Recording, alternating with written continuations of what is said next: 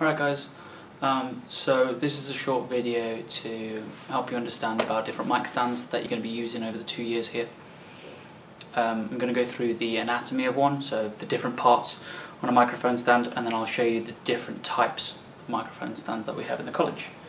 So this is a large microphone stand, and what it has is the base, which is at the bottom here, with the legs. The first thing you want to do is open up the legs, make sure this is loose, so it goes all the way down the central pole, which is the pole that runs down the centre of the microphone stand, and it's tightened up at the bottom. That means the only thing that's coming in contact with the ground will be the rubber parts of the legs and not the central pole. That's really important. So we've got the base, the legs, which there's 3 of, and this clasp here. This part here that runs up the top is called a central pole, and right in the middle there is called a clutch, which is how you can extend the central pole. So it keeps going higher to whichever height you need it at. So we've got legs, base, central pole and the clutch. If we go to the top here, we can see that this part that comes off the central pole, which I'm just going to loosen up so I can move it around, is the boom arm. Boom arm, or just boom for short. What this does is it allows you to reach out further, so you can place the microphone where you need to. Because this is a tall mic stand, you can use it and extend it all the way, and it can reach really quite high up, which means you can put it out of the way of your musicians. So that's really good for like a drum kit where you've got lots of parts, or if you're trying to record anything else from above. Like a violin, where they need lots of space for their bow. So this is the boom arm, central pole, the clutch, the base and the legs. To adjust a microphone stand, you never force it. You always loosen the part that you want to move. So this part here allows me to move the boom arm. So I'm going to loosen it so I can adjust it, tighten it up, loosen the clutch so I can lower the central pole, tighten it up, loosen the base, move it up the central pole, bring down the legs, and that's how you pack away a mic stand. So that's a tall mic stand, and then this is a short mic stand. There's not much difference other than the reach, so everything's smaller.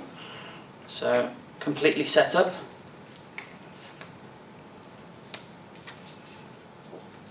It's much smaller, and you can use it on the floor for recording snare drums, amps, things like that. You might notice this boom arm is slightly different. It has a few adjustments here so you can make it reach out further. So it's a little bit longer than the previous boom arm. No, it's the same size, but you can pack it down so it's shorter. This is really good for a snare drum.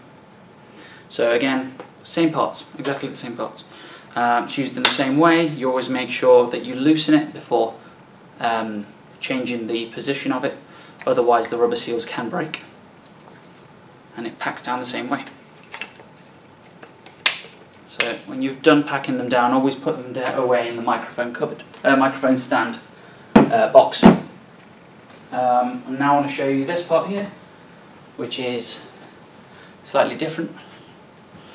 It's got a round base which is really heavy. This is really good because if you push against this it won't move. And this is quite a short microphone stand. We've got a larger version of this in one of the other rooms, not in here. But it's got a weighted base. This one is very good for using on kick drums, as it won't pick up the vibrations from the floor, and you can't change the height of its legs. And it has no clutch, so it's this size, you're stuck to this size. And then the last one I want to show you is what we do for a vocal microphone. So it's just a regular microphone stand, a tall one, but we've removed the boom arm. We've removed the boom arm and we've attached a reflection shield or reflection filter. And what this does, it looks like this. There we are. And the microphone will sit here, and what that will do is it will stop any sound that is projected into the microphone from exiting the back and reaching the other areas. And what we'll do as well is we'll place a pop shield right in front of the microphone, and that will stop all your plosives like your P's and B's. So it's just a regular mic stand, but we've taken away the boom arm and instead added a reflection filter and a pop shield. And I think that's everything that you need to know about microphone stands.